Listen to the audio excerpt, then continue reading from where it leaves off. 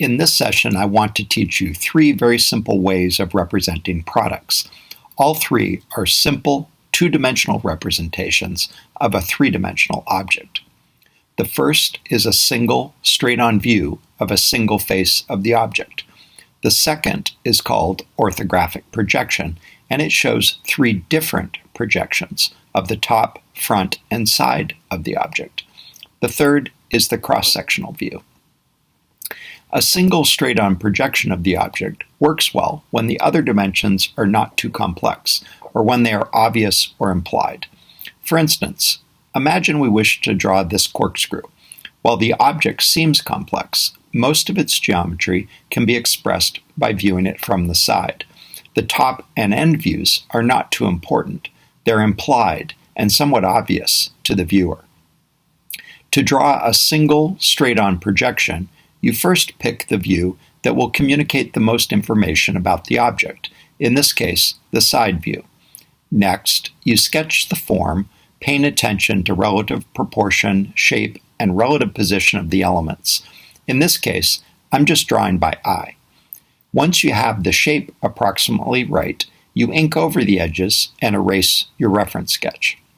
Of course, it's always good practice to indicate your name and the date.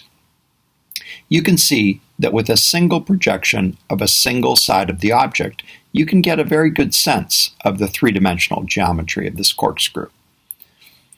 The second method is the orthographic projection, a fancy word for front, side, and top or bottom views.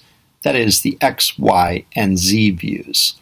One of those views is the same as the straight-on projection as with the corkscrew, but the other two show the views from the two other orthogonal directions, say the top and the front. Your brain is quite good at putting together this information in order to imagine what the three-dimensional object looks like. In essence, the two-dimensional projections in three orthogonal directions allow you to represent the three-dimensional information. To create an orthographic projection, first visualize the object and imagine looking at it from the front, right side, and top.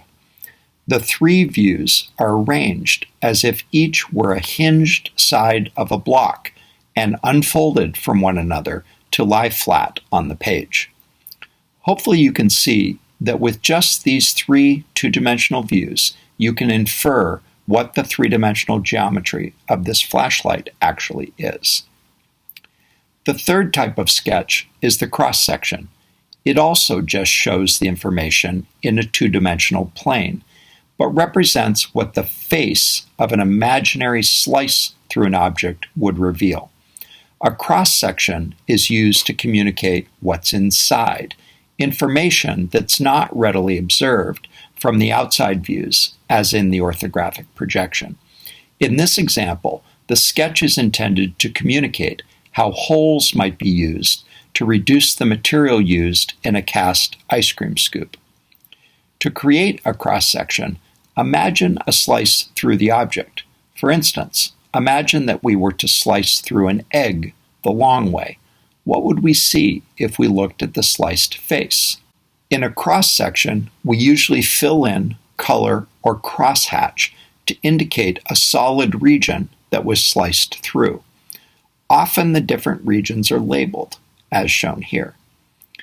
If you imagine a slice through a different part of the object, you'll end up with a different cross-section, as shown here.